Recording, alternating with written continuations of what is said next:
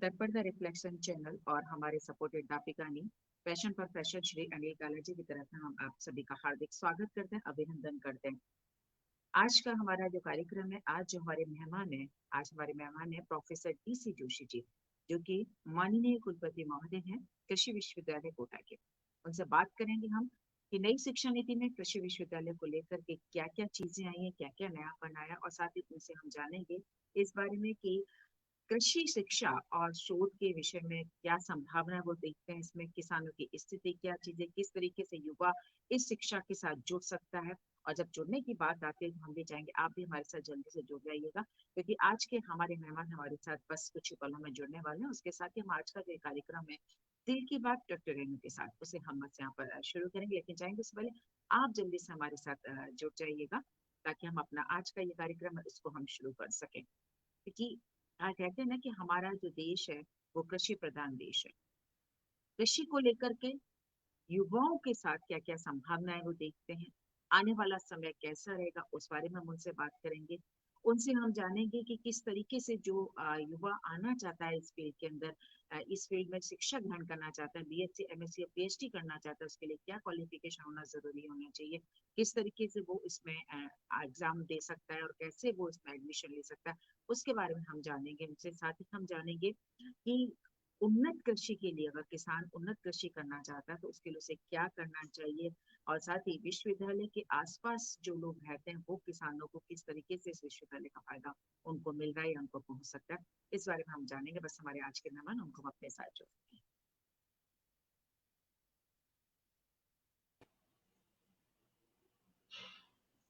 नमस्ते सर। नमस्ते doctor sir Renu आपको श्रीवास्तव। आवाज आ रही है? आवाज आ रही है बराबर? मेरी आवाज आ रही है? जी बिल्कुल सर, आपकी आवाज आ रही है सर मेरे पास। Thank you. सर हम दर्पण द रिफ्लेक्शन चैनल और हमारे सपोर्टेड दापिका ने पैशन प्रोफेशन श्री अनिल कालाजी की तरफ से हम आपका हार्दिक स्वागत करते हैं हमारे कार्यक्रम में दिल की बात करते रहने के साथ सर। धन्यवाद। सर आपने शायद दूसरा मोबाइल सर ऑन किया हुआ, उसकी आवाज सर इको हो रही है एक्चुअली।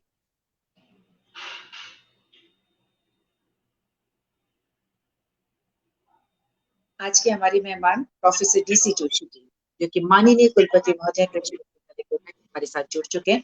हम भी चाहेंगे जल्दी से आप हमारे साथ जुड़ जाइए, क्योंकि उनसे हम बहुत सारी बातें आज करने वाले हैं कृषि को लेकर के।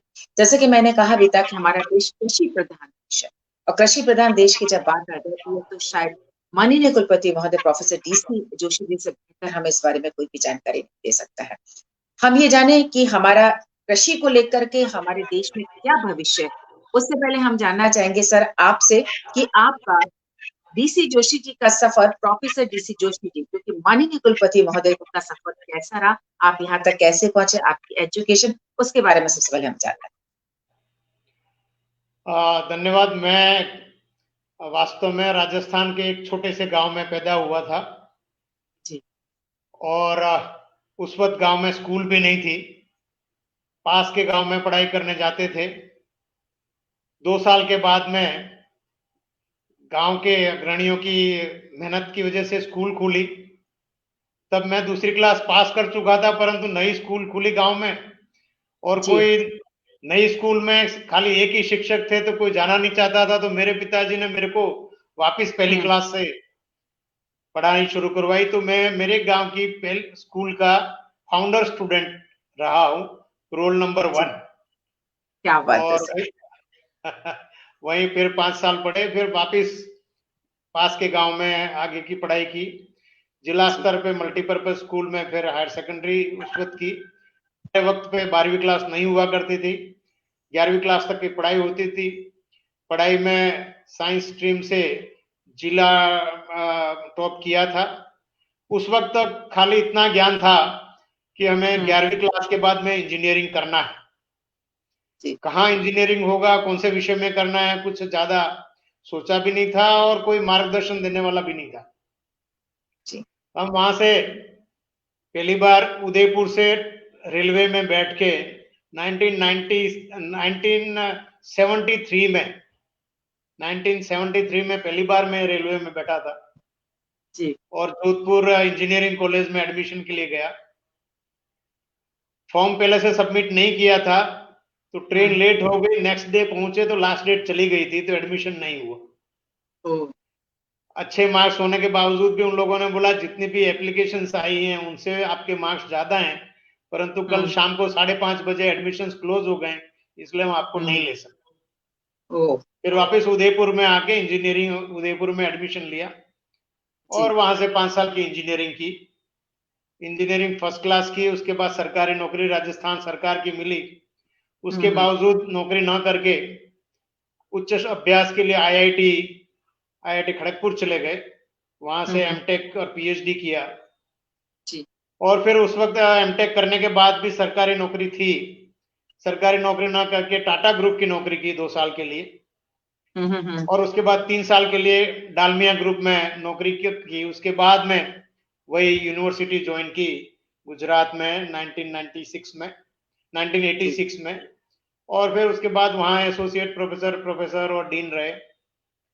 डीन रहते हुए 4 नई कॉलेज की स्थापना करने का अवसर मिला, 2 नई डिग्री कॉलेजेस बनाई, 2 डिप्लोमा पॉलिटेक्निक की स्थापना की, कई अच्छे अनुसंधान प्रोजेक्ट्स चलाने का भी अवसर मिला, वर्ल्ड बैंक के अनुसंधान प्रोजेक्ट चलाए। एक प्रोजेक्ट का मैं वाकया आधे मिनट के लिए कहना चाहूंगा। बिल्कुल। 2004 में बायोडीजल पे बातें बहुत चल रही थी। अब्दुल कलाम साहब हमारे देश के महामहिम राष्ट्रपति साहब थे, और उस वक्त ये था कि भाई ऊर्जा शक्ति की बहुत ज्यादा आवश्यकता है। डीजल पेट्रोल के भाव बहुत ज्यादा बढ़ रहे थे, पेट्रोलियम प्रोडक्ट्स की उपलब्धता भी कम हो जा रही थी, बायोडीजल पे कुछ अनुसंधान किया जाए। हमने भी कुछ सोचा था, थोड़ा सा कॉन्सेप्ट बनाया और हमारे मुख्यमंत्री तक वो कॉन्सेप्ट की बात की। उन्होंने उस वक्त राष्ट्रपति महोदय को ये समाचार दिए। राष्ट्रपति महोदय ने हमको तुरंत बोला कि मैं आनंद में उस वक्त गुजरात में था, कि आपका ये बायोडीजल प्रोजेक्ट देखना चाहते हैं। जब मेरे को ये समाचार मिला कि राष्ट्रपति देखना चाहते हैं, उस वक्त मेरे पास खाली एक कागज की शीट थी, उसमें कॉन्सेप्ट था कि ऐसा प्रोजेक्ट हो सकता है, उस वक्त कुछ नहीं था। हमको 3-4-5 महीने का समय मिला। उस समय में एकदम सभी टीम ने लगकर ये प्रोजेक्ट पूरा किया। जब 14 दिसंबर 2004 को कलाम साहब आने वाले थे, 10 दिसंबर 11 दिसंबर तक हमारा प्रोजेक्ट कंप्लीट नहीं हुआ था।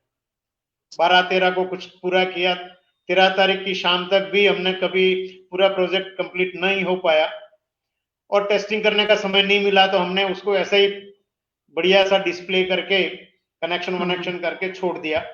दूसरे दिन सवेरे जब कलाम साहब आए, उस वक्त हमने उसी वक्त पहली बार उस प्लांट को चलाया।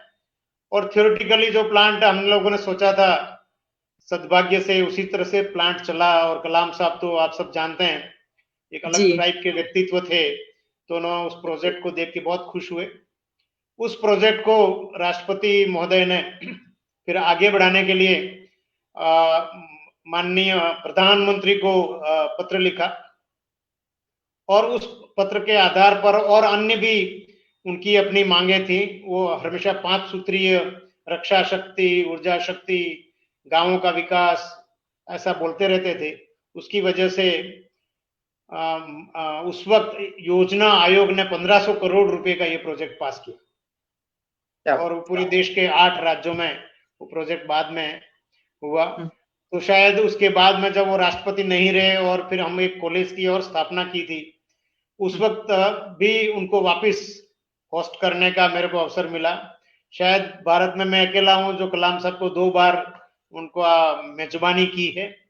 और फिर उसके बाद मैं जब मैं रिटायर हो गया, रिटायरमेंट के जस्ट पहले, रिटायरमेंट के वक्त भी माननीय नरेंद्र मोदी साहब प्रधानमंत्री के हाथों एक एक्सपीरियंशियल लर्निंग प्रोजेक्ट बोलते हैं हम लोग, स्टार्टअप प्रोजेक्ट, उसका भी एक उनके द्वारा उद्घाटन किया। और उसके बाद में रिटायरमेंट हो गया। रिटायरमेंट के बाद पिछले 1 साल से यहाँ कोटा में कृषि विश्वविद्यालय में आपके सामने बैठा हुआ। बिल्कुल, हमारे जो कृषि विश्वविद्यालय उसमें आपका सानिध्य और आपके निर्देशन में आगे बढ़ने का मौका मिल रहा है सर। सर, जब कृषि की बात आती है, क्योंकि आप कृषि विश्वविद्यालय कोटा के माननीय कुलपति महोदय हैं, हम ये जाने आपसे कि नई शिक्षा नीति में क्या कृषि विश्वविद्यालय को लेकर के नई चीज आई है। उससे पहले एक सवाल मेरा आता है कि वर्तमान कृषि शिक्षा और शोध को लेकर के आपकी इस पे क्या राय है? वर्तमान में कृषि शिक्षा की परिस्थिति इतनी बहुत अच्छी नहीं है। हम जी। प्रारंभ करें यदि कृषि से, तो हम सब जानते हैं रोटी, कपड़ा और मकान बहुत जरूरी है, हमारी मूल आवश्यकताएं, और उसमें सबसे पहली आवश्यकता रोटी है। जब तक हम उपवास नहीं करें और जनसंख्या बढ़ रही है, तब तक तो रोटी की आवश्यकता रहेगी, और रोटी की जब आवश्यकता रहेगी तो कृषि की आवश्यकता रहेगी। और कृषि का मतलब खाली हम किसान को ही ना समझें। कृषि का मतलब है सब कुछ, पूरा फूड वैल्यू चेन जो होता है, अनाज होता है, दूध होता है, मछली होती है, सभी प्रकार के मसाले होते हैं, सभी प्रकार के जो आपके खाद्यान्न और फूड के जो रिसोर्सेस है, वो सभी कृषि में उसका समावेश होता है। परंतु आज अभी तक जन सामान्य में ये मान्यता है कि कृषि का मतलब ये है कि आपको खेती करनी। इसलिए ज्यादा करके जो मेधावी और प्रतिभावान छात्र होते हैं, उनके लिए फर्स्ट प्रेफरेंस एग्रीकल्चर नहीं है। वो अपने चॉइस के बाद में पहले शायद वो इंजीनियरिंग करना चाहेंगे, मेडिकल करना चाहेंगे, और उसके बाद उनको यदि कुछ को इंटरेस्ट हो नहीं हो तो भी फिर वो एंट्रेंस एग्जाम देंगे और प्रवेश ले लेंगे। इसमें ये देखा गया है कि हमारी प्रवेश की जो प्रक्रिया है वो भी कुछ इस प्रकार से है कि हम एंट्रेंस एग्जाम लेते हैं, उसको गणित और फिजिक्स और केमिस्ट्री उस तरह के पेपर लेते हैं, और जो बच्चे ने कभी कृषि देखा भी नहीं हो, शायद उसको इतना ज्यादा इंटरेस्ट भी नहीं हो, फिर भी उसका एडमिशन हो जाता है, वो कृषि में बीएससी बीटेक कर लेता है। और जिस बच्चे को जिसमें विशेष उसमें उसका रुचि हो, परंतु किसी वर्ष क्योंकि वो मार्क्स नहीं ला पाया 12वीं क्लास में या एंट्रेंस एग्जाम में, तो वो प्रवेश नहीं ले पाता है। तो ये सबसे बड़ी हमारी दुविधा है कि जो बच्चे को इंटरेस्ट है उसको हम कृषि में शिक्षा नहीं दे पाते हैं, और कुछ बच्चे जिनको इंटरेस्ट नहीं होता है फिर भी वो कृषि की शिक्षा में आ जाते हैं। बच्चों को यहाँ तक नहीं मालूम होता है कि टमाटर कब पैदा होता है, सही पेड़ और बात। पौधों में अंतर नहीं मालूम होता है। तो ये कुछ भी बच्चे आ जाते हैं, फिर उन सबको ये लगता है कि भाई शिक्षा तो ले ली हमने हमने ग्रेजुएशन कर लिया, पोस्ट ग्रेजुएशन कर लिया, परंतु आगे हमारे लिए कोई अच्छी संभावना नहीं है। वास्तविकता ऐसी नहीं है। वास्तविकता यह है कि जब बच्चा या विद्यार्थी के अभिभावक ये सोचते हैं कि हमको आगे की शिक्षा देनी है, तो सबसे पहले वो जॉब प्रोस्पेक्ट की बात सोचते हैं। और जनरली खास करके राजस्थान में हम सब लोग ये देखते हैं कि सरकारी नौकरी चाहिए, या कोई अच्छी कंपनी का, या आईएएस बनना है, आरएएस बनना है, उस तरह का देखते हैं। उसके हिसाब के लिए कृषि की शिक्षा उपयुक्त नहीं है। वास्तव में तो कृषि की शिक्षा एक बहुत प्रोफेशनल एजुकेशन है, और इस प्रोफेशनल एजुकेशन में मैंने जैसे बताया, ये खाली खेती करना ही नहीं है, प्रोडक्शन एग्रीकल्चर ही नहीं है, पूरा एग्रीकल्चर के साथ में आपके बागायत है, उद्यानिकी है, वानिकी है, आपकी डेयरी टेक्नोलॉजी है, फूड टेक्नोलॉजी है, एग्रीकल्चरल इंजीनियरिंग है, बहुत सारी अलग अलग 11 अलग अलग उसकी अपने ग्रेजुएशन की स्ट्रीम्स है, उसमें वो कर सकता है, और एकदम प्रोफेशनल एजुकेशन है। उससे वो प्रोडक्शन नहीं, प्रोसेसिंग नहीं, मार्केटिंग और आगे पूरे सब जगह के वो कार्य कर सकता है। इसलिए अब जब नई शिक्षा नीति बन गई है, वास्तव में उस वक्त कृषि में भी नई शिक्षा नीति का समावेश करना बहुत ज्यादा जरूरी है। बिल्कुल।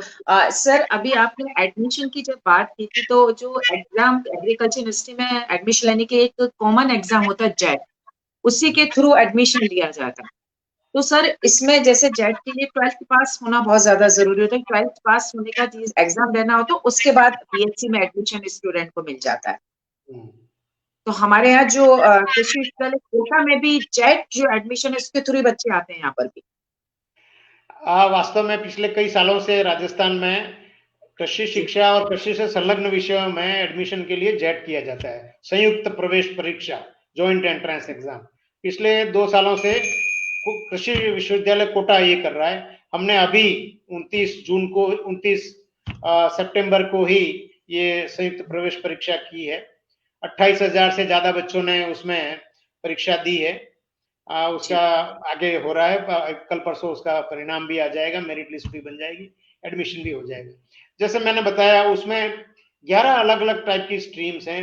BSc honours agriculture, horticulture, forestry, home science, dairy technology, food technology, fisheries, agricultural engineering, ऐसे कई विषय हैं, उन विषयों पे होता है। उसके बाद में जो 4 साल का ये प्रोग्राम है, उसके बाद में आगे उसको मास्टर्स डिग्री करनी है, एमएससी करनी है, एमटेक करना है, उसके लिए भी लगभग 80-90 अलग अलग विषय पे ये मास्टर्स डिग्री होती है। और आगे उसको करना है तो पीएचडी को, जो डॉक्टरल डिग्री करनी है, वो भी लगभग 80 से ज्यादा विषयों में वो कर सकता है। और उसके बाद जैसे मैंने बताया, जो सामान्य धारणा है कि भाई सरकार में, राजस्थान सरकार में या भारत सरकार में वो कृषि अधिकारी बन जाएगा, ऐसा नहीं है।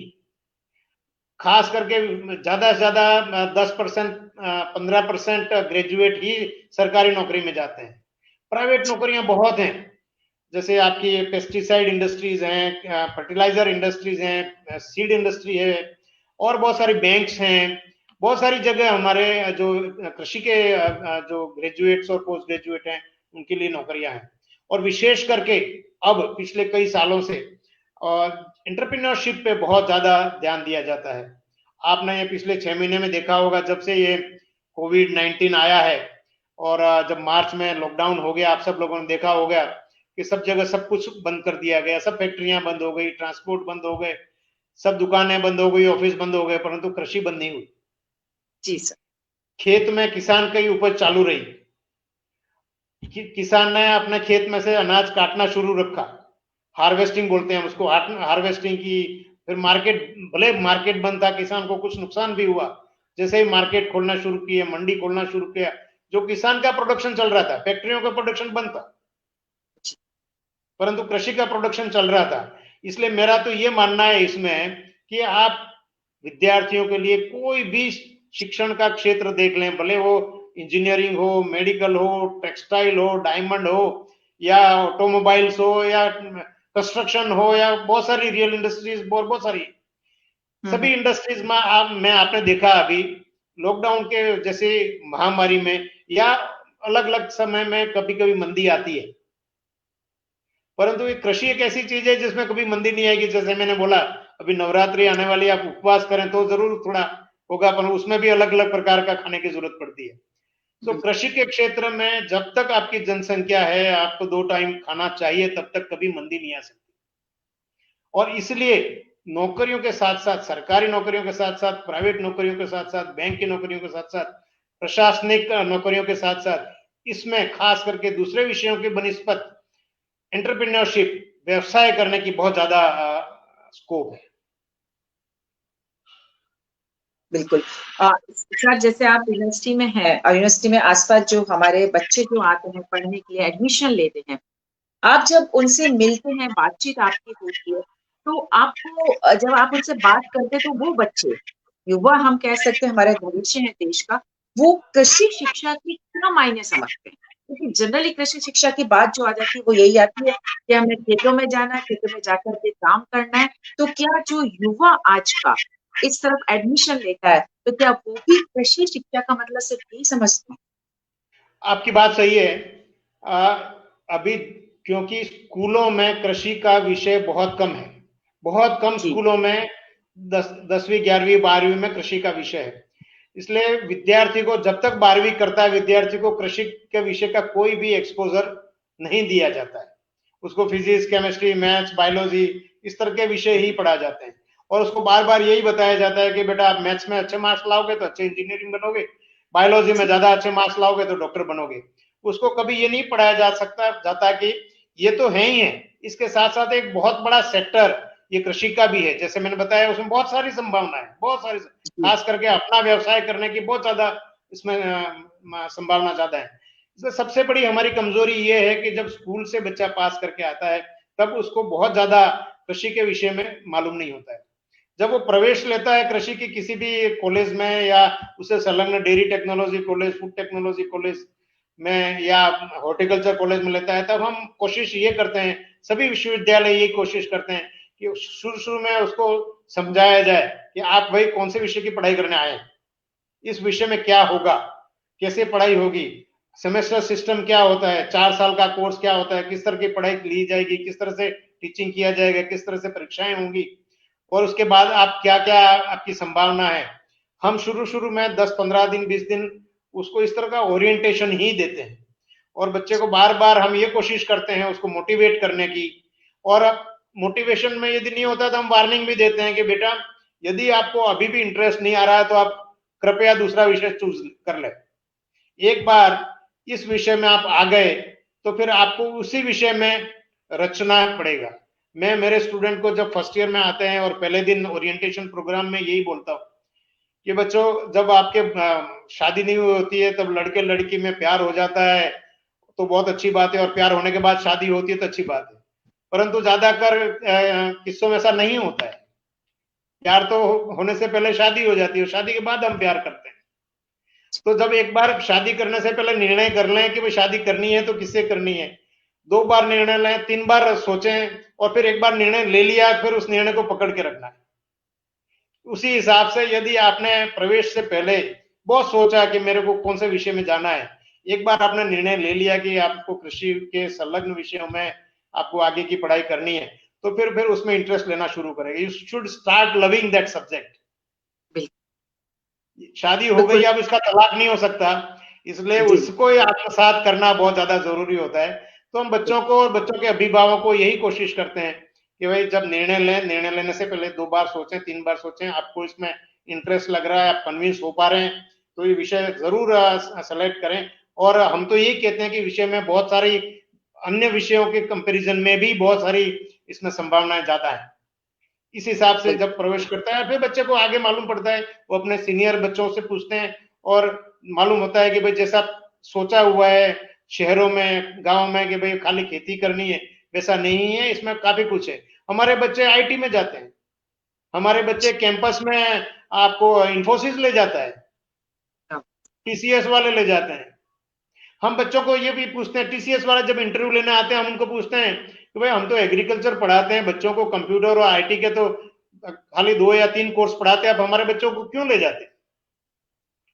आपको बताऊं रेणु जी के खास उनका जवाब ये था कि साहब आप 4 साल इस बच्चे को, जो आप एक छोटा रॉ मटेरियल था उसको आपने गढ़ के उसको एक व्यक्ति बनाया, एक अच्छा ग्रेजुएट बनाया, उस हिसाब से हम उसको ले जा रहे हैं। आगे उसको कंप्यूटर का या आईटी का तो हम उसको 6 महीने में ट्रेनिंग दे देंगे, सही है, और उस हिसाब से। परंतु जो आपने उसको एग्रीकल्चर का नॉलेज दिया, साथ में कैसे जीवन जिया जाए, कैसे आगे एक अच्छे सफल व्यक्ति के रूप में आगे वो कर पाएगा, उसका एटीट्यूड एप्टीट्यूड में जो आपने डेवलपमेंट किया है, उसके लिए बच्चे को ले जाते हैं। तो भले आपने ग्रेजुएशन कृषि में किया हुआ हो तो उसके बाद भी बहुत सारी संभावनाएं रहती। अभी तो क्या है, कृषि के विषय में संभावनाएं बहुत हैं और ग्रेजुएट कम है। पूरे देश में हार्डली 20,000 इंटेक कैपेसिटी है हमारी, और संभावना इतनी ज्यादा है कि हमारी डेयरी सेक्टर में एग्रीकल्चर वाले हैं ही नहीं, मैकेनिकल इंजीनियर और केमिकल इंजीनियर नौकरी कर रहे हैं। हमारी जो मार्केटिंग का सेक्टर है कृषि में, उसमें सब दूसरे दूसरे एमबीए काम कर रहे हैं, इसलिए संभावना काफी है। बस सर यही आ जाता है कि जैसे हम लोग शुरू से बच्चे को तैयार करते हैं कि नहीं आपको साइंस लेना है, मैथ्स लेना है, इंजीनियर बनना है, डॉक्टर बनना है, आईएएस बनना है, लेकिन शायद कोई भी पेरेंट्स ये नहीं कहता कि एग्रीकल्चर में जाकर के आपको कृषि से संबंधित कार्य करना, कोई नहीं कहता। शायद सर कहीं ना कहीं ये लगता है कि जो किसानों की स्थिति है वो हम लोग देखते हैं तो ये दिमाग में आता है कि नहीं किसानों की स्थिति सही नहीं है, कभी ओलावृष्टि आ गई, कभी अकाल पड़ गया, किसान जो अन्नदाता है वो परेशान होता है। तो शायद ये भी एक कारण है जो पेरेंट्स नहीं चाहते कि उनका बच्चा इस तरफ जाए। आप क्या सोचते हैं आज के परिवेश में हमारे यहाँ किसानों की क्या स्थिति? आपकी बात एकदम सही है। जो वास्तव में हम लोग सामने देखते हैं सार्वजनिक जीवन में, उसमें किसानों का जीवन जब देखते हैं तो कोई भी ये नहीं चाहता कि मैं भी उसी तरह का किसान बनूं, जिसको रोज कुछ न कुछ तकलीफें आती हैं। जब बरसात ज्यादा हो जाती है तो उसकी खेती फेल हो जाती है, बरसात नहीं होती है तो उसकी खेती फेल हो जाती है, वो सरकारी सहायता के पर आधार रहता है और उसको बहुत सारी तकलीफें पड़ती है, हम जानते हैं। इसलिए किसान के बच्चे भी किसानी करना नहीं चाहते, खेती करना नहीं चाहते, या वो कृषि में अपना पूरा व्यवसाय करना नहीं चाहते। परंतु अब मेरे को लग रहा है पिछले कुछ वर्षों में थोड़ा जमाना बदल रहा है, लोगों की सोच भी बदल रही है, और खास करके जैसे मैंने आपको उदाहरण बताया है कोरोना के वक्त पे, अब सब लोगों में ये रियलाइज हो रहा है धीरे धीरे कि कृषि एक ऐसा उद्योग है इसमें खाली किसानी ही करना है वो नहीं है। आपने जब देखा होगा जब मार्च में लॉकडाउन हो गया, जब किसान की सब्जी आपके घर में नहीं आ रही थी, उस वक्त ये यंग बॉयज एंड गर्ल्स जो आईटी से ग्रेजुएट हुए थे, उन्होंने अपने मोबाइल से एप्स बना के किसानों को आपके साथ जोड़ा और आपको आपके सिटी तक और आपके घरों तक सब्जियां पहुंचाई, आपके घरों तक दूध पहुंचाया या और भी कोई भी फूड आइटम्स आपको पहुंचाए घर तक, जो भले वो ई कॉमर्स के माध्यम से हो या कोई एग्रीगेटर के माध्यम से हो। तो ये अब जो मैं नई जनरेशन है, नई पीढ़ी है, उसमें धीरे धीरे ये अब ख्याल आता जा रहा है कि ये कोई ट्रैक्टर लेके या हल लेके खेती करने वाला ही व्यवसाय नहीं है, ये हाईटेक है। इसमें पूरा आईटी का उपयोग है, उसमें आपका कंप्यूटर्स का उपयोग है, इसमें आपका रोबोट्स का उपयोग है, इसमें आपका ड्रोन्स का उपयोग में, इसमें आपका सॉफ्टवेयर है, उसमें कंप्यूटर्स है। आप घर बैठे खेती कर सकते हो, खेती के साथ संलग्न और काफी व्यवसाय कर सकते हैं। इसलिए धीरे धीरे मेरे को लग रहा है कि अब खास करके जब लोगों को लगेगा कि अब खाद्य पदार्थ, लोगों की खाद्य सुरक्षा, nutritional security, health, immunity boosting, ये सब चीजें जब अभी आपने करंट में हम लोग सब देखते हैं, तब अभी जो नई पीढ़ी आ रही है उनके दिमाग में मेरे को लगता है कि ये जो कृषि और कृषि के संलग्न जितने भी विषय हैं उसमें ज्यादा रुचि बढ़ेगी। बिल्कुल सर। सर एक बात और होते हैं कि कृषि की जब बात आ जाती है तो कृषि के साथ जुड़ जाता है कि प्रैक्टिकल, कि हमें प्रैक्टिकली भी बच्चों को इसके लिए तैयार कराना पड़ता है। मैं कोटा कृषि विश्वविद्यालय की अगर बात करें हम लोग, तो जब बच्चे एडमिशन लेते हैं तो क्या उनको प्रैक्टिकल ट्रेनिंग भी दी जाती है? क्योंकि सबसे बड़ी बात आती है कि मिट्टी को पहचान, सबसे बड़ी चीज है, खेती करना बाद में आता है, पहले तो ये आता है कि ये मिट्टी जो हमारी है, माटी जिसे हम कहते हैं ये उपजाऊ है या नहीं, इसकी भी पहचान करना सबसे बड़ी बात आ जाती है। तो क्या यूनिवर्सिटी में बच्चों को प्रैक्टिकल ट्रेनिंग दी जाती है? पूरे जितने कृषि के संसाधन है उनसे उनको पूरा कहना चाहिए फ्रेंडली कराया जाता है सब? देखो, ये जो कृषि से संलग्न जितने भी शिक्षा के अभ्यासक्रम हैं, जैसे मैंने बताया बीएससी हॉर्टिकल्चर, बीएससी एग्रीकल्चर, ये सब प्रोफेशनल कोर्सेज। और प्रोफेशनल कोर्सेज जैसे हमारा एमबीबीएस है, जो भी मेडिकल कॉलेजेस होते हैं उसके साथ में एक हॉस्पिटल होता है। बच्चा जब थर्ड ईयर फोर्थ ईयर में आता है मेडिकल में, उसके बाद उसको इंटर्नशिप करनी पड़ती है, जिसको रेजिडेंट्स बोलते हैं, और उसके बाद वो उसको डॉक्टरी का रजिस्ट्रेशन मिलता है और वो डॉक्टरी या आपका अपनी प्रैक्टिस कर सकता है या नौकरी कर सकता है। उसी तरह से कृषि में भी आपको इंटर्नशिप करनी पड़ती है, और इंटर्नशिप करने के साथ साथ जैसे मैंने बताया मेडिकल कॉलेजों के साथ हॉस्पिटल होते हैं, ऐसा किसी भी कृषि महाविद्यालय के साथ में फार्म्स होते हैं। हर एक कृषि कॉलेज के साथ फार्म्स होना अनिवार्य है, अथवा तो कृषि कॉलेज की मान्यता ही नहीं होती है। और उसके अलावा भी ये जो 4 साल के हमारे प्रोग्राम होते हैं, क्योंकि ये प्रोफेशनल कोर्सेज हैं, इसलिए प्रैक्टिकल और थ्योरी इतना ही इंपॉर्टेंट होता है। हम उसको 100 क्रेडिट आवर थ्योरी पढ़ाते हैं तो 100 क्रेडिट आवर प्रैक्टिकल भी पढ़ाते हैं। कुल 200 क्रेडिट आवर में बहुत ज्यादा भार उसका प्रैक्टिकल पे होता है।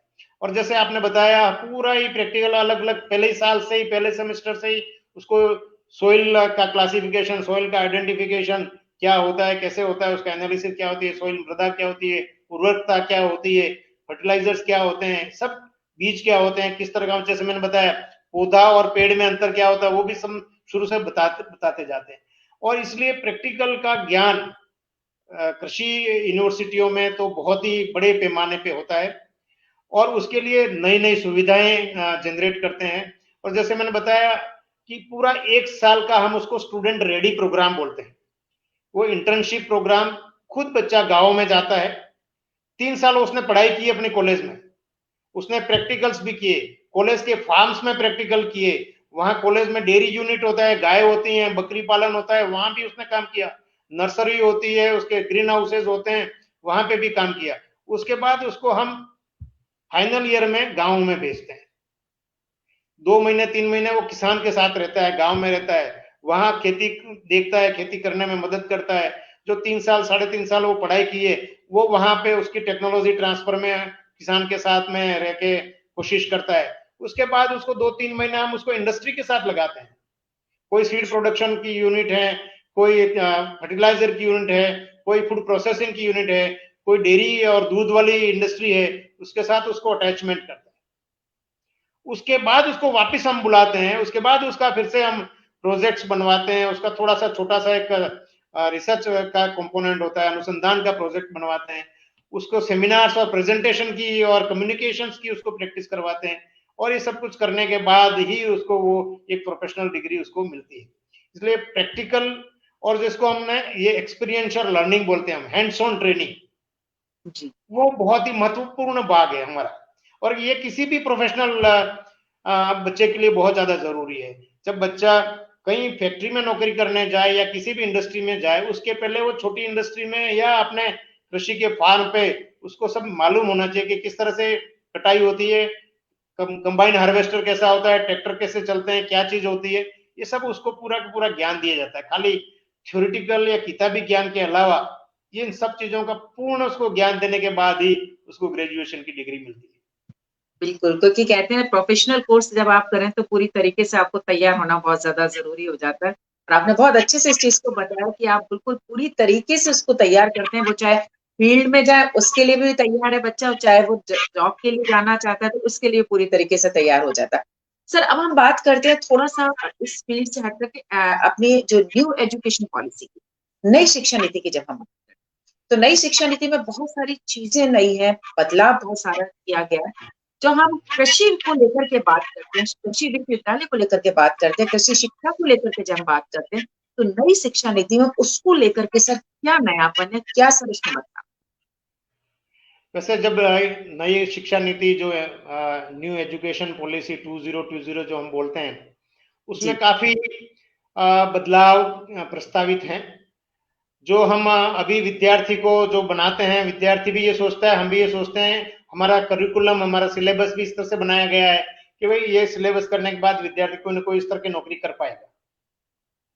अब ये धारणा नई शिक्षा नीति में थोड़ी बदल गई है कि उसको नौकरी के हिसाब से शिक्षा नहीं दी जाएगी, उसको नौकरी के साथ साथ कोई अपना कौशल विकास पे ज्यादा ध्यान दे, उस तरह से शिक्षा दी जाएगी। वो जॉब सीकर की जगह पे वो जॉब गिवर हो, उस तरह का उसको पूरा सर्वांगीण विकास हो विद्यार्थी का, वो सबसे पहला उसका लक्ष्य है। और ये खाली कृषि में नहीं, सभी विषयों की बात है, कृषि में ये सबसे ज्यादा उपयुक्त है। इसलिए कृषि में भी जब विद्यार्थी शुरू में बच्चा होता है 3 साल का 4 साल का, वहां से लेकर, जैसे मैंने बताया, आज कृषि की शिक्षा जब कॉलेज में आता है तब उसको मालूम पड़ती है कि एग्रीकल्चर क्या होता है, टमाटर कहाँ से आते हैं, या आपके आम होते हैं वो गर्मियों की सीजन में ही आते हैं, वो उसको नहीं मालूम होता है। परंतु मेरा और अभी नई शिक्षा नीति में हम सब लोग यही प्रपोज कर रहे हैं कि स्कूल से ही किसी लेवल पे, हो सकता है तो 6ठी क्लास से के बाद, या हो सकता है तो 8वीं क्लास के बाद कृषि का कोई ना कोई विषय उसमें, जैसे फिजिक्स, केमिस्ट्री, मैथ्स जैसे ऐड किए हुए हैं, ऐसा कृषि का विषय भी स्कूल शिक्षा में ऐड किया जाए। ये तो सबसे पहली बात। दूसरी बात, जब मैंने बताया कि अभी वोकेशनल कोर्सेज, जो हम कौशल विकास की बात करते हैं, उस तरह के कोर्सेज भी बहुत सारी जगह चल रहे हैं, हमारे कृषि विश्वविद्यालयों में भी चलते हैं। जैसे हम कहते हैं ऑर्गेनिक फार्मिंग का, जैसे हम पशुपालन का कोई कोर्स करो, माली का हम एक कोर्स, छोटे छोटे कोर्स करवाते हैं। बहुत सारे कोर्सेज होते हैं जो छोटे, कोई 2 महीने का कोर्स भी होता है, कोई 10 महीने का कोर्स भी होता है, कोई सर्टिफिकेट प्रोग्राम भी होता है, कोई डिप्लोमा प्रोग्राम भी होता है। ये प्रोग्राम अपने लेवल पे हैं, और वो अपने लेवल पे अपने बच्चे को जो उसका कोई भी प्रकार का वोकेशन करके वो अपना व्यवसाय करता है। परंतु उसके लिए उच्च शिक्षा ग्रहण करने का फिर दरवाजे बंद हो जाते हैं। यदि किसी बच्चे ने कोई 6 महीने की ट्रेनिंग की है, या साल भर की ऑर्गेनिक फार्मिंग पे की है, पशुपालन पे की है, डेयरी पे की है, उसको बीएससी एग्रीकल्चर करना है तो मौका नहीं है अभी। तो नई शिक्षा नीति में ये थोड़ा इंटीग्रेशन करने की बात है कि जो आपके प्रोफेशनल कोर्सेज हैं और जो वोकेशनल कोर्सेज हैं, उन दोनों का इंटीग्रेशन इस तरह से किया जाए कि यदि बच्चा चाहे तो ये 4 साल का पूरा बीएससी प्रोग्राम भी करे, और यदि उसको लगता है कि मैं 4 साल की पूरी पढ़ाई नहीं कर पाऊंगा, अभी क्या प्रॉब्लम आ रही है 4 साल के लिए, जैसे मैंने बताया, बच्चे को थोड़ा बहुत इंटरेस्ट नहीं होता है, फिर भी एडमिशन लेना है तो एडमिशन तो ले लिया, और बिना इंटरेस्ट के बच्चे 4 साल निकाल देते हैं, आधी बार फेल हो जाते हैं, 2 साल 3 साल के बाद यदि उसका जो ग्रेड पॉइंट हम बोलते हैं, मार्क्स बोलते हैं, इतने कम होते हैं कि हम उसको डिग्री नहीं दे पाते हैं, वो 3 साल 3.5 साल के बाद उसको कॉलेज से या विश्वविद्यालय से निकलना पड़ता है, और वो किसी प्रकार की डिग्री उसके पास नहीं होती है। 3 साल बर्बाद करने के बाद वो फिर भी 12वीं पास ही कहलाता है। और उस केस में उसके जीवन के में बहुत सारा डिप्रेशन आने की संभावना रहती है, और हम समझ सकते हैं वो कितना परेशान हो सकता है बच्चा। इसका विकल्प ये है कि अभी जो नई शिक्षा नीति में मल्टीपल एंट्री मल्टी एग्जिट वाला जो सिस्टम किया गया है, वो बहुत बड़ा एक गेम चेंजर होगा, ऐसा मेरा मानना है।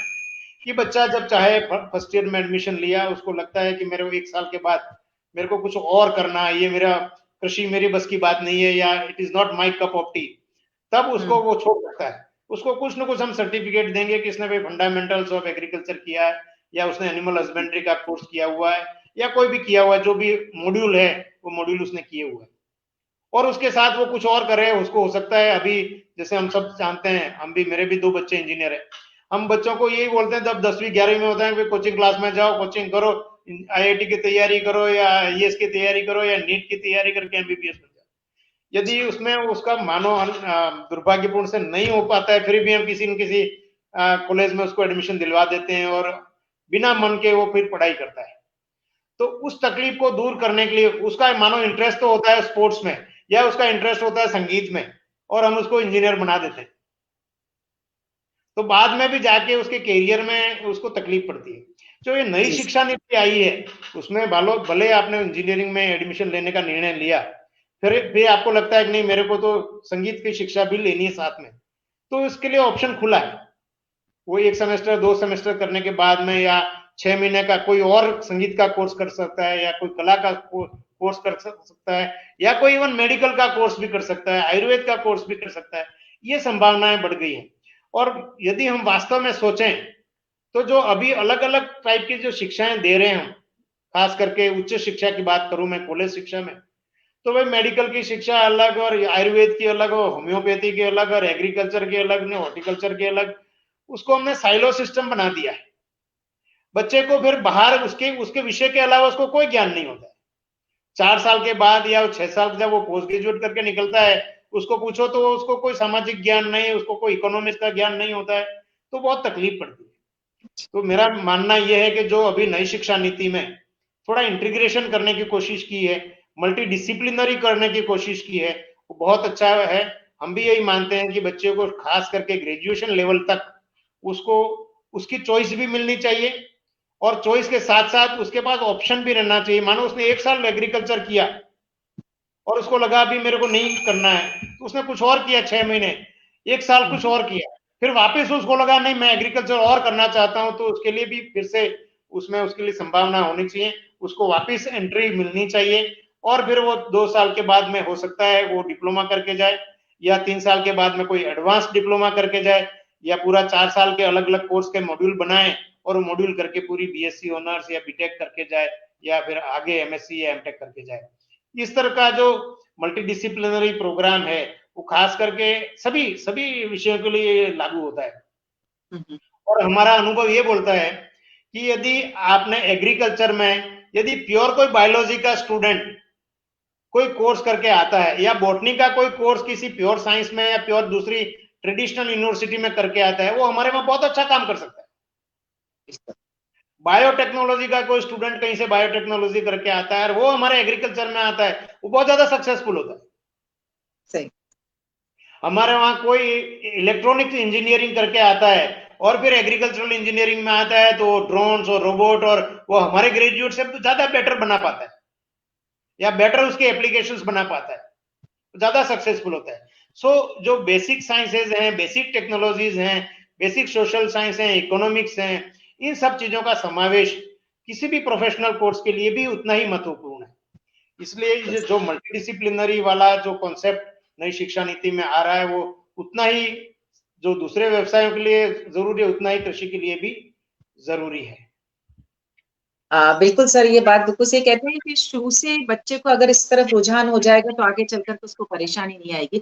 लेकिन सर जैसे कि अभी बात करें कि फर्स्ट ईयर बच्चा कर लेगा तो हम लोग सर्टिफिकेट कोर्स कर दे देंगे, सेकंड ईयर बच्चा कर देगा तो डिप्लोमा कोर्स दे देंगे, थर्ड ईयर 3-4 कोर्स करेगा तो हम डिग्री उसको मिल जाएगी, ग्रेजुएशन की डिग्री मिल जाएगी, और फोर्थ 4 साल का करता है तो फिर उसको पीएचडी के लिए साथ में हो जाएगा।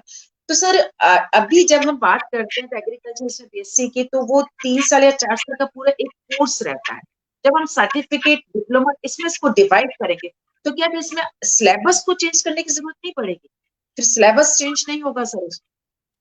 नहीं, पूरा बिना सिलेबस चेंज किए तो नहीं हो पाएगा। ये सबसे बड़ा चैलेंज है हम सबके लिए, सभी व्यवसायों में।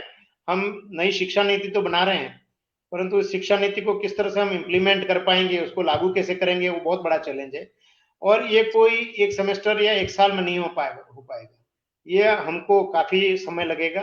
पूरा सिलेबस में, खाली सिलेबस में नहीं, पूरे स्ट्रक्चर में बदलाव करने की जरूरत पड़ेगी। जैसे मैं बता रहा हूँ, ये मेरा अपना निजी विचार है कि आपको हमारे वहाँ 4 साल का प्रोग्राम होता है, 3 साल की डिग्री नहीं होती। और अब तो भारत सरकार हर एक डिग्री प्रोग्राम 4 साल का करने वाली है। तो नई शिक्षा नीति में ये प्रस्तावना है कि भाई आपकी कोई भी डिग्री प्रोग्राम हो वो 4 साल का हो। और उसके लिए सबसे पहली रिक्वायरमेंट है वो आपके अच्छे शिक्षक होने चाहिए।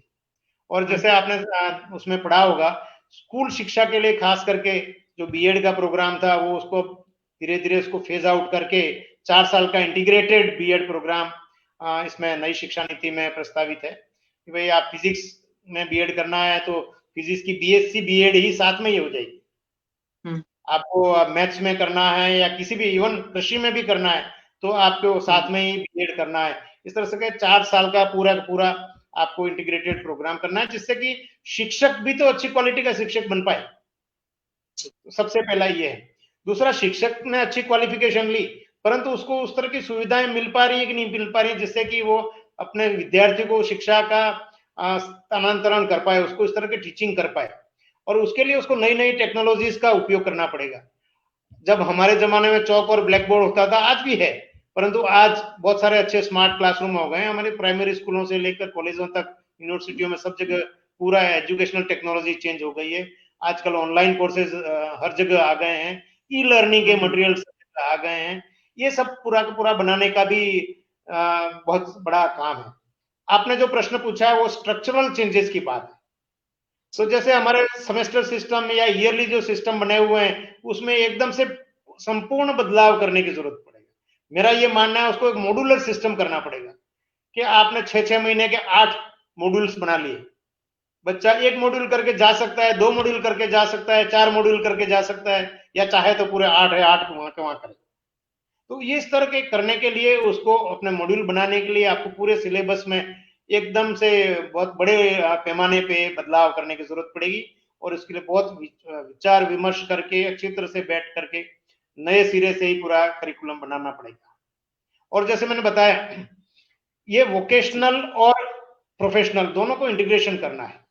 इसलिए आपको वोकेशनल को शुरुआत करनी पड़ेगी। मानना है कि मानो आपने बेसिक किया, 1 साल आपने basic agriculture, fundamentals of agriculture का कोर्स किया, उसके बाद आपने कहा कि नहीं, मेरे को तो इतना सारा, एग्रीकल्चर में भी हमारे बहुत विषय हैं, जैसे मैंने बताया 11-12 विषय होते हैं एग्रीकल्चर में, तो वो सब विषय में उसको इंटरेस्ट नहीं है, परंतु उसको विषय खाली मधुमक्खी पालन, उसको मछली पालन, या इस तरह का कोई जो एपियरी और हम बोलते हैं एक्वाकल्चर, और इस तरह से उसमें इंटरेस्ट है, तो उस तरह के मॉड्यूलर कोर्सेज होते हैं। वो अपने कुछ कोर्सेज उसी तरह से चूज करे और वो फिर 2 साल में उसी में पढ़ाई करके आगे जाए। या कहीं जाके वो उसको फिशरीज में काम करना है तो किसी जूलॉजी की कॉलेज में जाके 1 सेमेस्टर 2 सेमेस्टर पूरा जूलॉजी समझ के आएगा, उसके बाद आगे काम करेगा। इस तरह से इसमें बहुत सारे चेंजेस करने की जरूरत पड़ेगी। इसके साथ साथ जो हम अभी प्रैक्टिकल करवा रहे हैं, जैसे मैंने बताया एक्सपीरियंशियल लर्निंग प्रोग्राम, जो एक्सपीरियंशियल लर्निंग प्रोग्राम खाली मेडिकल और कुछ इंजीनियरिंग में है, दूसरी जगह नहीं है। जो इंटर्नशिप की जो बात करते हैं वो बहुत सारी जगह नहीं है। सौभाग्य से ये कुछ सालों से हमारे एग्रीकल्चर सिस्टम में आ गया है, पिछले 5-7 साल से, और इसलिए ये भी बहुत ज्यादा उसको स्ट्रेंथन करने की जरूरत पड़ेगी, क्योंकि उसके बिना आगे हम ये मानते हैं कि अब बच्चे को जो करना है, आज की जो नौकरियां हैं वो कल नौकरियां नहीं रहने वाली। आज की जो नौकरियां हैं वो नौकरियों के प्रकार बदलने वाले हैं। बहुत सारे चेंजेस आपने देखे हैं। कंप्यूटर बड़े बड़े थे, छोटे हो गए, लैपटॉप हो गए, आज सब कुछ मोबाइल पे आ गया है। तो जो हमारी टेक्नोलॉजी भी बदलनी पड़ेगी, हमारी नौकरियां भी उस हिसाब से होंगी। आज कोई भी कंप्यूटर ऑपरेटर रिक्रूट नहीं करता है, तो कोई कंप्यूटर ऑपरेटर का वोकेशनल कोर्स नहीं चल सकता। बिल्कुल। तो इस तरह से आपको कोई ड्राइवर रिक्रूट नहीं करता, खुद सेल्फ ड्राइव करते हैं लोग। तो इस तरह के जो आजकल कोई फोटोग्राफर नहीं रिक्रूट करता है, खुद फोटोग्राफी कर लेते हैं। तो आपको इस तरह के वोकेशनल प्रोग्राम की जरूरत पड़ेगी। या तो फोटोग्राफर करना है तो आपको एकदम प्रोफेशनल इस तरह से करना पड़ेगा, आप अपना व्यवसाय इस बड़े लेवल पे करें।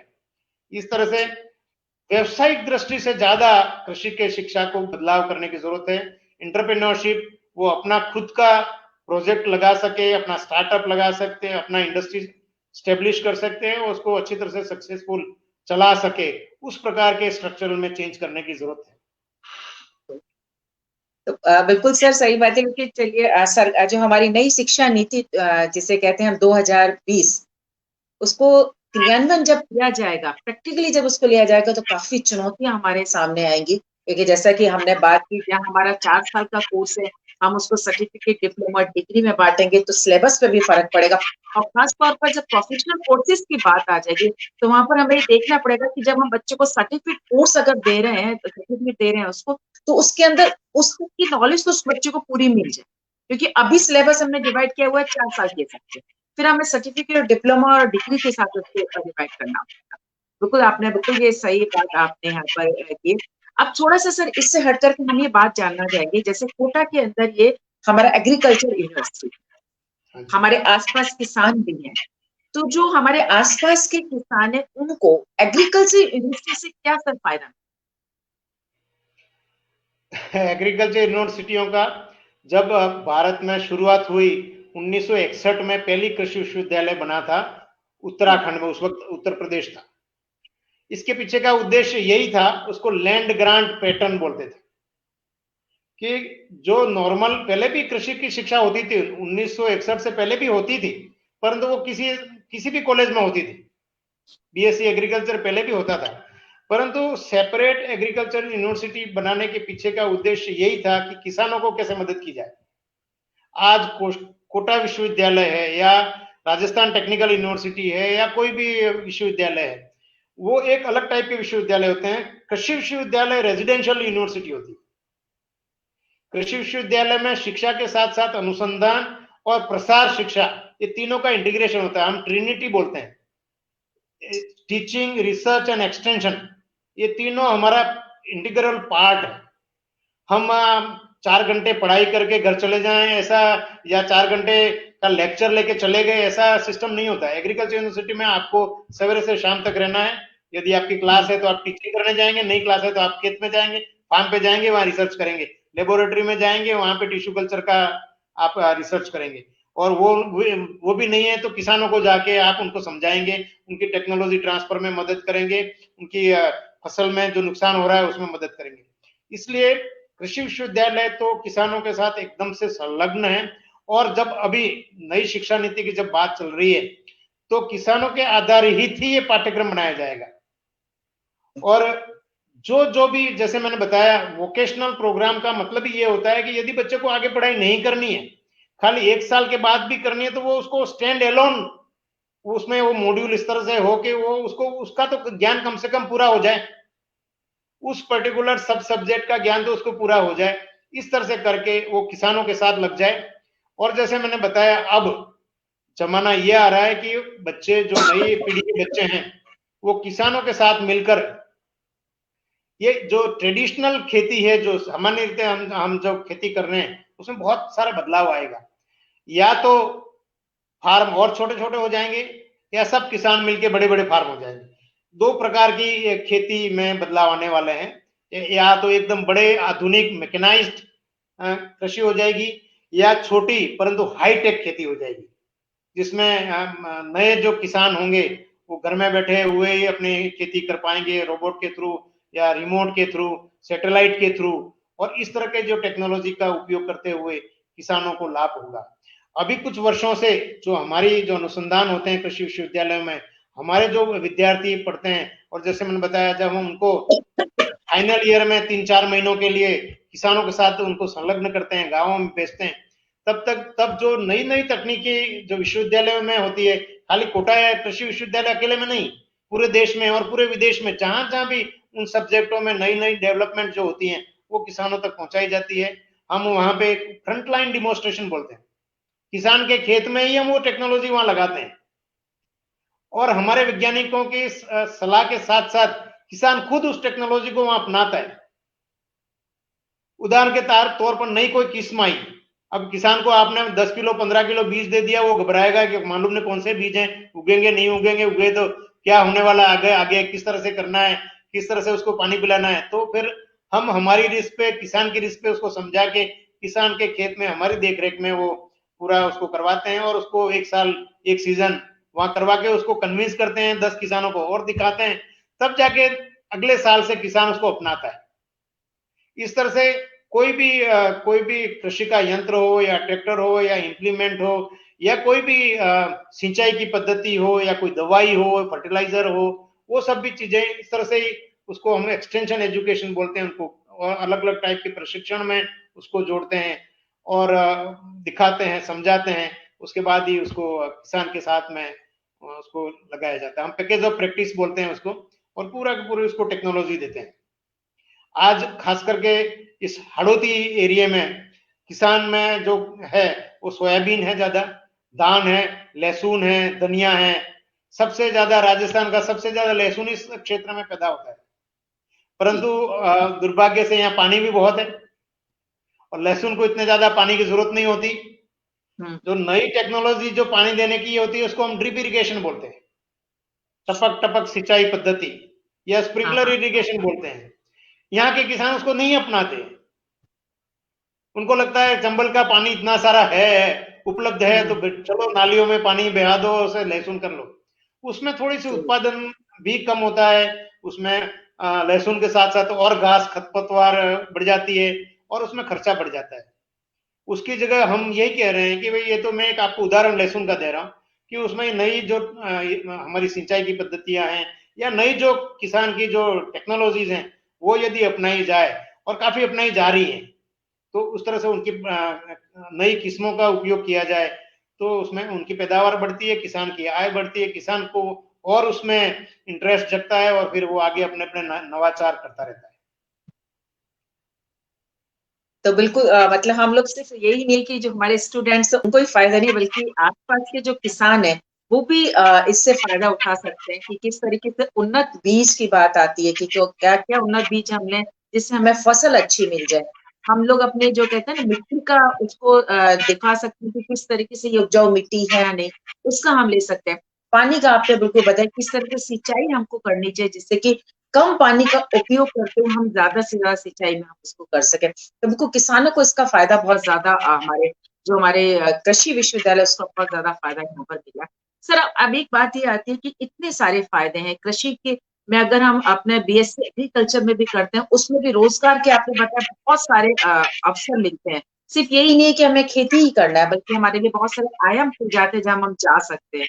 लेकिन फिर भी सर जो स्टूडेंट्स आने चाहिए या युवा का जो आकर्षण इस तरफ होना चाहिए वो आकर्षण इस तरफ नहीं होता।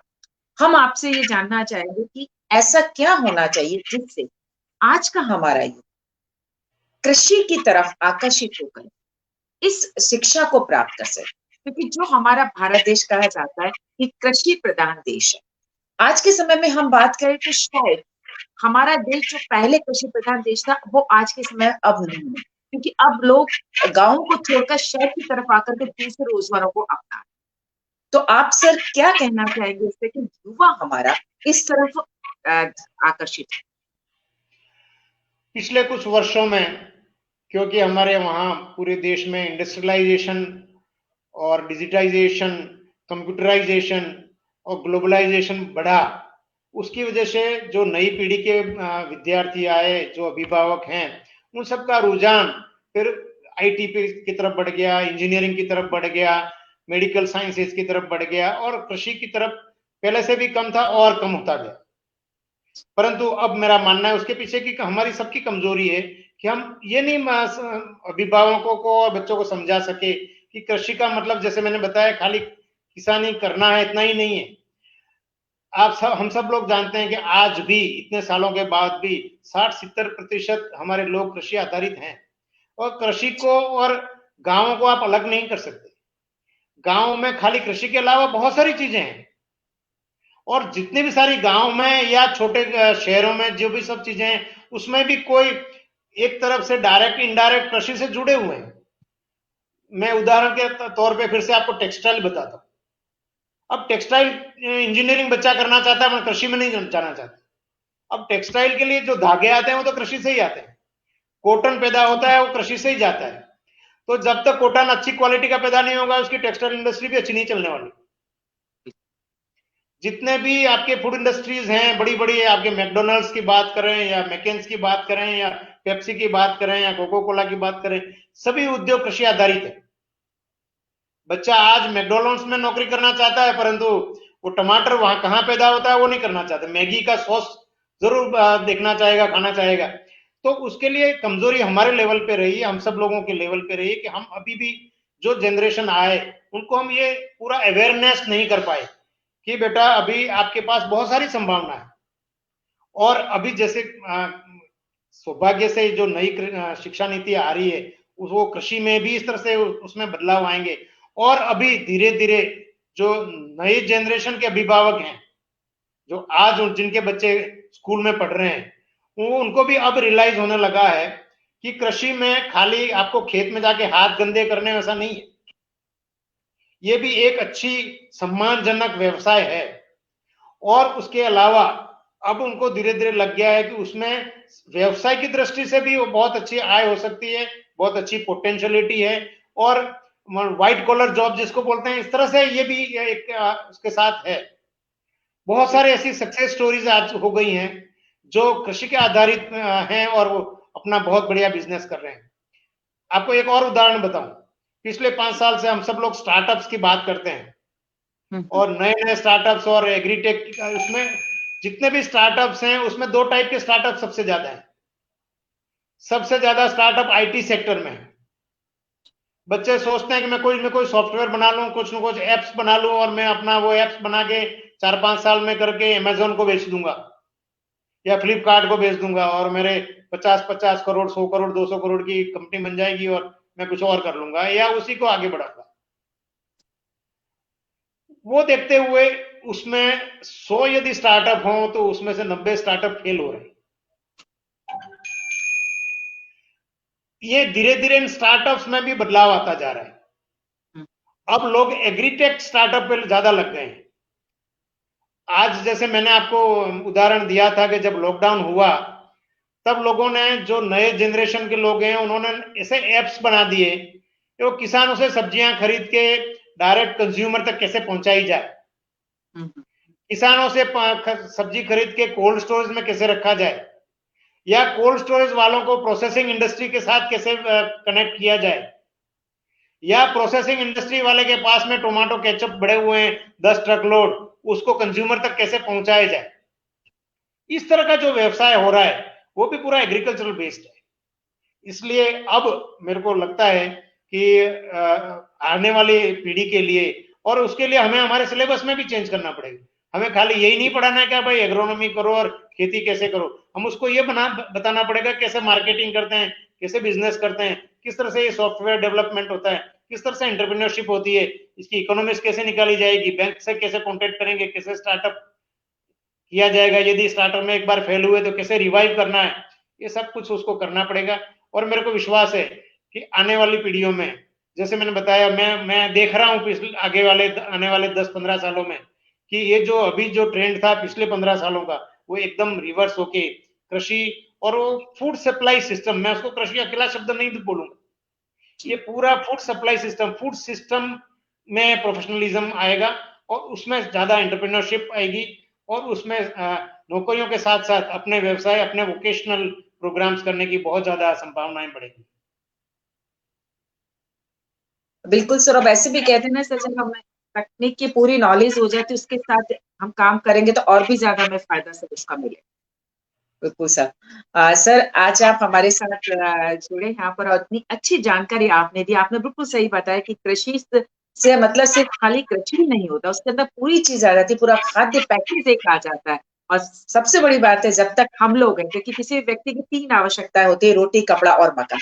और रोटी की हमारी जो पूर्ति वो करती है हमारी कृषि, खेती हमारी करती है, जो कि हमारे अन्नदाता हम लोग किसानों को कहते हैं। हाँ, आज के समय को देखते हुए हमें ये जरूर करना पड़ेगा, जैसे कि हम बच्चों को शुरू से इस चीज की जानकारी देते हैं कि नहीं आपको इंजीनियर बनना है, डॉक्टर बनना है, आईएएस बनना है, आरएएस बनना है। हमें बच्चों को ये भी बताना होगा कि कृषि की फील्ड में भी जाते हैं आपको, आपके लिए कितनी सारे अपॉर्चुनिटी, कितने सारे अवसर आपको मिल जाते हैं। ये थोड़ा सा हमें बचपन से ही बच्चों के अंदर इस बीज को बोना पड़ेगा, तब शायद आगे जाकर के जो हम कृषि के प्रति जो नई पीढ़ी हमारी आ रही है उसको हम देखते हैं, वो हम हमारा जो सपना वो हमारा जरूर पूरा हो पाएगा।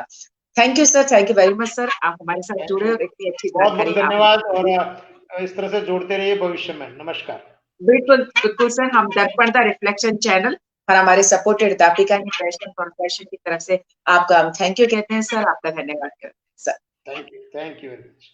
Thank you sir. दोस्तों ये थे आज हमारे साथ जुड़े प्रोफेसर जेसी जोशी, जो कि ऑन लेवल वाइस चांसलर थे एग्रीकल्चर यूनिवर्सिटी के। बहुत अच्छी बात उन्होंने आज हमें बताई। उन्होंने साथ में हमें ये चीज बहुत अच्छा बताया कि सिर्फ एग्रीकल्चर का मतलब, कृषि का मतलब सिर्फ ये नहीं है खेती करना, बल्कि उन्होंने हमें इस चीज को बताया कि एक पूरा पैकेज है, इसमें आप आगे बढ़ सकते हैं, आपको जॉब की बहुत सारी अपॉर्चुनिटीज आपको मिल सकती है, नौकरियों के बहुत सारे आयाम आपके पास आ जाते हैं। सिर्फ आवश्यकता इस बात की थोड़ा सा इंटरेस्ट पैदा, हमारे अंदर का इंटरेस्ट पैदा हो जाएगा तो ये फील्ड भी हमारे लिए कोई नया नहीं रहेगा, बहुत अच्छा हमारे लिए रहेगा। हमारे साथ आज सभी आप लोग जुड़े हैं, हम आप सभी का यहाँ पर थैंक्स कहते हैं। विक्रम शर्मा सर का हम थैंक्स कहते हैं, रंजना वालिया जी का थैंक्स कहते हैं, डॉक्टर राम कुमार लोढ़ा जी का थैंक्स कहते हैं, चेतन गौतम जी, डॉक्टर लीना शर्मा जी का कहते हैं, लवली ऋषि भाभी हम आपका थैंक्स करते हैं, क्षमता चौधरी मैम का, बंटी नांगी मैम का, क्षमता चौधरी मैम का रियली थैंक यू क्षमता मैम, हम आप सभी का थैंक्स कहते हैं। और हम अब 8 तारीख को यानी आने वाले समय में थर्सडे को एक बहुत ही खास मेहमान हमारे साथ थे। वो मेहमान इसलिए खास है हमारे लिए कि उन्होंने कई वर्ल्ड रिकॉर्ड बनाए। ऐसे वर्ल्ड रिकॉर्ड मेहमान को हम आपसे रूबरू कराएंगे। साथ में गीतकार भी हैं, वो शिल्पकार भी हैं।